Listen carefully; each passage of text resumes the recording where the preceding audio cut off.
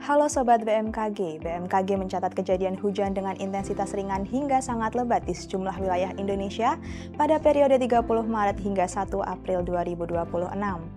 Curah hujan tertinggi dengan intensitas sangat lebat terpantau di Maluku, yaitu 134,3 mm per hari, sedangkan hujan dengan intensitas lebat terpantau di Sumatera Barat, yaitu 86,6 mm per hari, Kalimantan Barat 58,3 mm per hari, Sumatera Utara 77,6 mm per hari, Sulawesi Selatan 76 mm per hari, Aceh 75,6 mm per hari, Gorontalo 60,5 mm per hari, dan Nusa Tenggara Barat 57,5 mm per hari.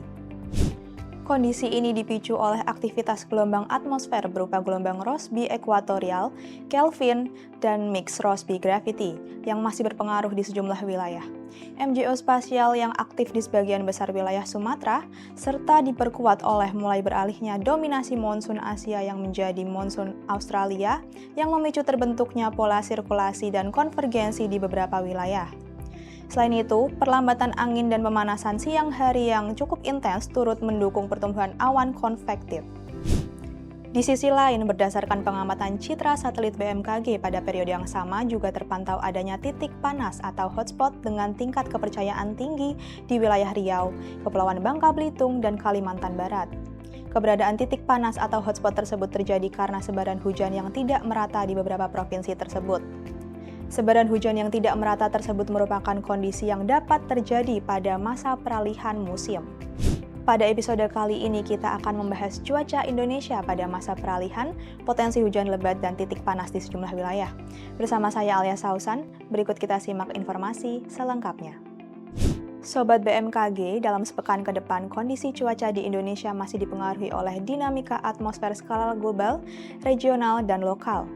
Pada skala global, fenomena El Nino berada pada fase netral dengan nilai indeks Nino 34 sebesar negatif 0,42 yang tidak memberikan peningkatan yang signifikan terhadap aktivitas konvektif di wilayah Indonesia. Sementara itu, nilai Dipole Mode Index atau DMI sebesar negatif 0,25 dan berada pada fase netral yang menunjukkan tidak adanya aliran udara signifikan dari Samudra Hindia Timur Afrika ke wilayah Indonesia, khususnya bagian barat, sehingga pengaruhnya terhadap distribusi curah hujan di Indonesia juga masih terbatas. Pada skala regional, monsun Australia terpantau semakin menguat dan diperkirakan masih akan terus menguat dalam beberapa hari ke depan. Kondisi ini mendorong peningkatan massa udara dari Australia menuju Indonesia yang umumnya bersifat lebih kering. Konsisten dengan hal tersebut, analisis angin zonal menunjukkan dominasi angin timuran di sebagian besar wilayah Indonesia yang mengindikasikan bahwa sejumlah wilayah mulai mengalami masa peralihan menuju musim kemarau. Namun demikian, dinamika atmosfer lain masih turut mempengaruhi potensi hujan di sebagian wilayah di Indonesia. Aktivitas Madden-Julian Oscillation atau MJO spasial diperkirakan melintasi sebagian besar wilayah Sumatera serta sebagian Papua, sehingga berpotensi meningkatkan pertumbuhan awan hujan di wilayah tersebut.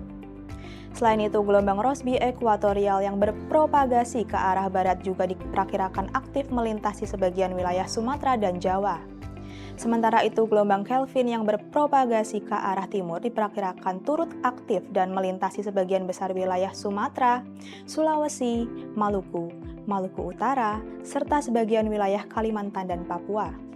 Selain faktor tersebut, sirkulasi siklonik juga berpotensi terbentuk di perairan barat Aceh serta Laut Banda.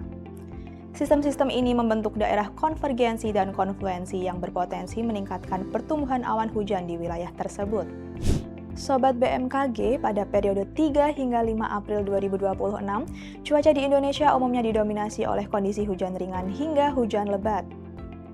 Perlu diwaspadai adanya peningkatan hujan dengan intensitas sedang hingga lebat yang terjadi di sebagian besar Sumatera, Jakarta, Yogyakarta, Jawa Timur, Bali, Nusa Tenggara Barat, Nusa Tenggara Timur, sebagian besar Kalimantan, sebagian besar Sulawesi, Maluku Utara, Maluku, dan sebagian besar Papua. Selain itu, hujan dengan intensitas lebat yang dapat disertai kilat atau petir dan angin kencang dapat terjadi dengan kategori tingkat peringatan dini siaga di Aceh, Banten, Jawa Barat, Jawa Tengah, dan Papua Pegunungan. Kemudian terdapat potensi angin kencang di Nusa Tenggara Timur. Selanjutnya, pada periode 6 hingga 9 April 2026, cuaca di Indonesia umumnya didominasi hujan ringan hingga hujan sedang.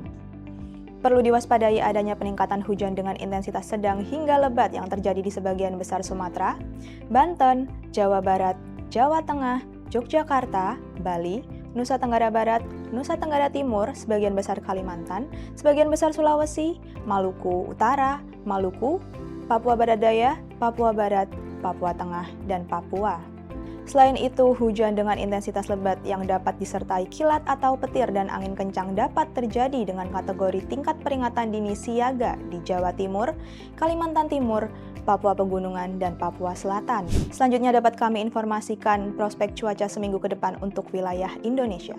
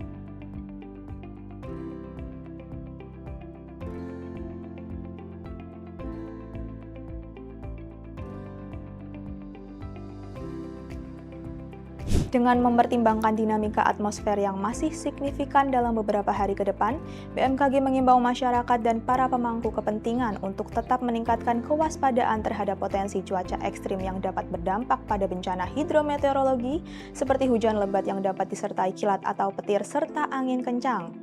Kondisi cuaca yang dapat berubah sewaktu-waktu ini diharapkan menjadi perhatian dalam perencanaan aktivitas, terutama perjalanan darat, laut, dan udara, serta berbagai kegiatan luar ruang seperti ibadah dan wisata. BMKG juga mengingatkan masyarakat untuk secara berkala memantau informasi perakiraan cuaca, peringatan dini, dan peringatan cuaca ekstrim resmi melalui kanal informasi BMKG, antara lain laman www.bmkg.go.id, aplikasi Info BMKG, serta media sosial @infobmkg, serta melakukan langkah-langkah antisipatif di lingkungan sekitar guna meminimalkan potensi dampak cuaca ekstrim. Informasi akan terus diperbarui secara berkala mengikuti perkembangan cuaca terbaru, sehingga masyarakat dapat terus beraktivitas dengan lebih aman dan percaya diri. Demikian informasi yang dapat kami sampaikan. Tetap tenang dan siaga menghadapi perubahan cuaca ekstrim, serta pahami langkah-langkah evakuasi jika diperlukan. Semoga bermanfaat dalam mendukung kelancaran aktivitas sobat sekalian dalam sepekan ke depan. Terima kasih atas perhatiannya dan sampai jumpa.